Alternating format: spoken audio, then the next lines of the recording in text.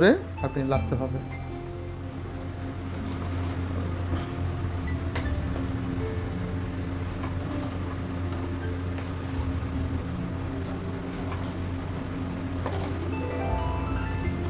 ওকে, সামান্য করে একটু পানি দিচ্ছি।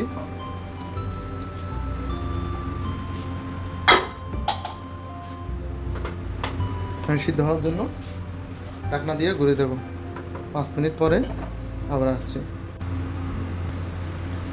ফুলকপি আর আলু সিদ্ধ হয়ে গেছে, এখন মাছটা দিয়ে দেব।